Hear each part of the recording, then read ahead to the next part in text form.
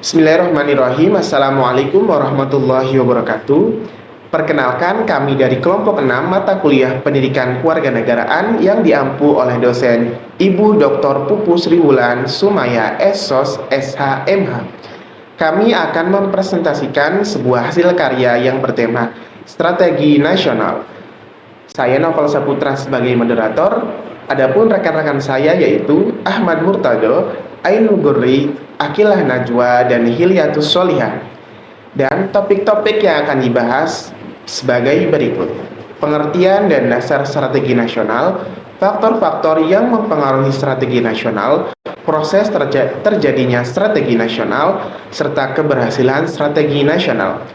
Untuk mempersingkat waktu, langsung saja saya persilahkan kepada pemateri pertama. Ya, di sini saya akan menjelaskan tentang pengertian dan politik strategi nasional. Politik nasional adalah serangkaian kebijakan dan tindakan suatu negara untuk meningkatkan pertumbuhan nasional. Contohnya, kebijakan pemerintah untuk meningkatkan pertumbuhan ekonomi dan kesejahteraan rakyat. Selanjutnya, pengertian tentang strategi nasional. Strategi nasional adalah rencana terpadu yang dirumuskan untuk mencapai tujuan politik nasional dengan memperhatikan faktor-faktor internal dan eksternal. Contohnya seperti strategi nasional dalam bidang pertahanan untuk mempertahankan kedaulatan negara. Selanjutnya, dasar penyusunan politik dan strategi nasional. Dasar penyusunan politik dan strategi nasional itu mencakupi visi, misi, dan nilai-nilai yang ingin dicapai oleh suatu negara. Contohnya, dasar penyusunan politik dan strategi nasional Indonesia tercantum dalam pembukaan Undang-Undang Dasar 1945. Nah, dasar tersebut itu mencakupi kepentingan nasional, keamanan nasional, pertumbuhan ekonomi, keadilan sosial, dan kemajuan bangsa. Contohnya, fokus pada pembangunan infrastruktur untuk meningkatkan koneksivitas dan pertumbuhan ekonomi. Faktor-faktor yang mempengaruhi penyusunan politik dan strategi nasional. Nah, itu yang pertama ada perkembangan global. Perubahan politik, ekonomi, dan sosial di tingkat global dapat mempengaruhi kebijakan dan strategi nasional suatu negara. Contohnya, pengaruh revolusi industri terhadap inovasi dan transformasi digital di berbagai daerah, di berbagai negara. Yang kedua ada perkembangan regional. Dinamika politik dan ekonomi di tingkat regional juga memiliki dampak pada penyusunan politik dan strategi nasional. Contoh kebijakan integrasi regional seperti ASEAN Economic Community atau AEC yang mempengaruhi kebijakan perdagangan dan investasi suatu negara. Yang ketiga ada perkembangan nasional. Faktor-faktor internal suatu negara seperti politik domestik, ekonomi, sosial, dan keamanan juga mempengaruhi penyusunan politik dan strategi nasional. Contohnya, kondisi politik yang stabil dan transparan memberikan landasan yang kuat untuk penyusunan kebijakan yang berkelanjutan. Yang terakhir ada perkembangan lokal. Keadaan di tingkat lokal seperti kebijakan pemerintah daerah dan kebutuhan aspirasi masyarakat juga mempengaruhi penyusunan politik dan strategi nasional.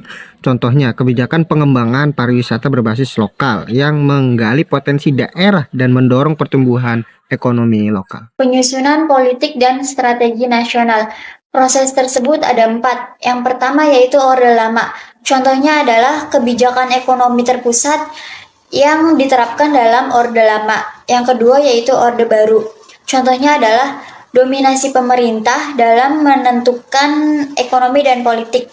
Yang ketiga yaitu transisi reformasi. Contohnya adalah pengadopsian Undang-Undang Dasar 1945 yang lebih demokratis dan melindungi hak-hak warga negara.